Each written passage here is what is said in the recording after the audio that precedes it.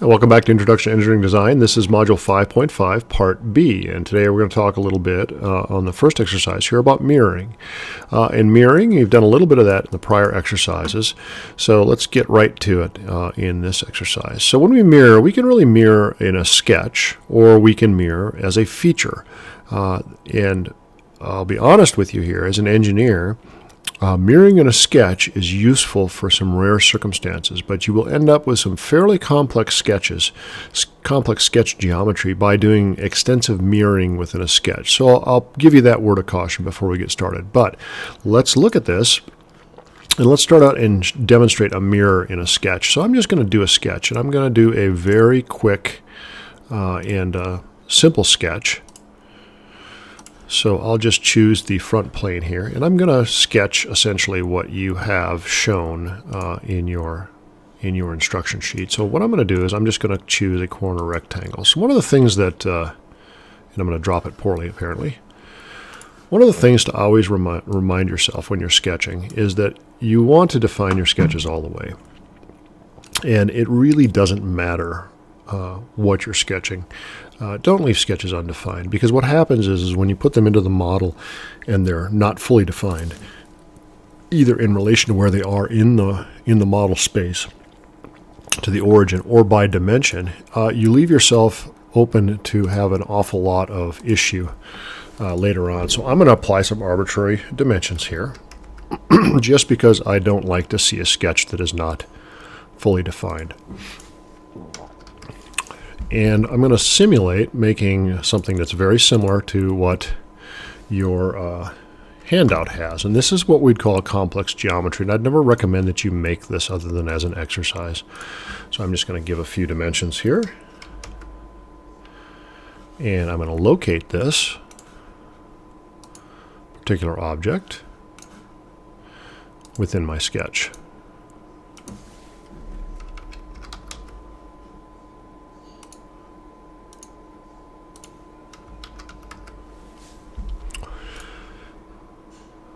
And I'm not going to do the entire thing. I'm just going to do a single top circle.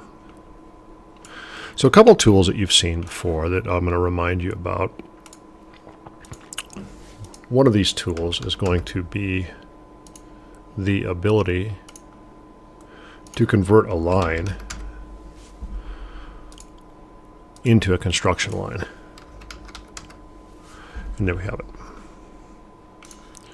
Okay, you'll see that my sketch is almost fully defined. What I need to do here is I actually need to give a relationship between here and here so that I define where that rectangle is. So let me do that. Okay, so I have a fully defined sketch. One of the things that I've shown you before, and we can do again here, is we can convert any line into a construction line or construction geometry. And what that simply means is it just means that it'll be a reference geometric position for some other action in the sketch. So let's go ahead and do that. So if I was to mirror this, the command is mirror entities within my sketch tool. And it just asks me, what do I want to mirror? Now I can do this. I can left click and drag and highlight the entire sketch. And then I can deselect individual items if I choose to by holding my control key down and picking that. So that tells me that I'm going to mirror everything except my construction line. And then the next question is, what do I mirror about? And that is the construction line in this drawing. You'll see what happens is it basically creates that mirror image. Now I'm also going to show you what also happens here. And you don't always see this in all the different AutoCAD programs, but you will see it in SolidWorks, is you'll see all the relationships that also mirror. So this is one of the reasons that mirroring in a sketch is generally a bad idea. It's because you build so many different relationships that are all contingent upon each other, and then if I happen to change one portion of this drawing, it doesn't necessarily translate into the mirror. Sometimes it will, sometimes it won't. It's just what we call a complex sketch. So I just be careful about doing a mirror image. The other problem with this is it's not readily apparent where the mirror starts and where the mirror ends when I come back into the sketch. So what if I come over here and I attempt to dimension this? It'll tell me it's driven, but unless you know enough to look and say, well, that relationship is a symmetrical mirror, about that relationship, you'll struggle with modifying these sketches. So that's a mirror in a sketch. You certainly can do it. It's not without hazard, though. So with that said, let's move on, and let's show you a different type of mirror. This is mirroring a feature. Now, mirroring a feature is quite a bit more efficient and quite a bit more subtle. So let's go ahead and do that. And this is a very simple sketch. So let's go File, New, Part. And I'm going to start out with an extrusion. And I'm going to go into the front plane. And I'm just going to sketch out an L shape here, starting at my origin, using a horizontal, vertical, horizontal, vertical, horizontal, and back to my origin. Applying some of my dimensions that are shown in your document. And I'll go at a fairly rapid pace because you all have seen this many times by this point.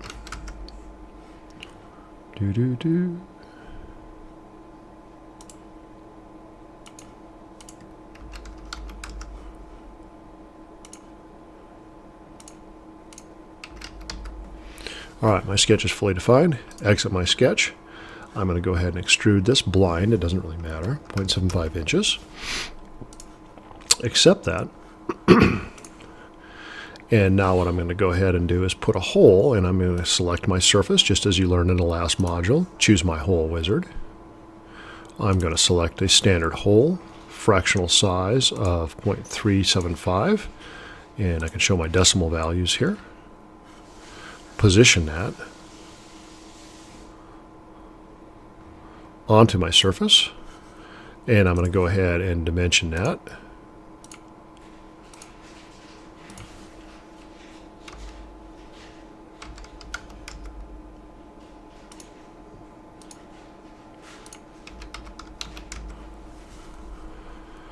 And execute that hole through all.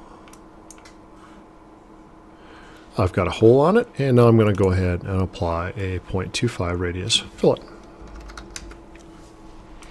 Now, if I've constructed this part with a symmetrical design, what you will see is I end up with half of my part. Now I can mirror, and I can mirror a face to a face, so I'll show you that first.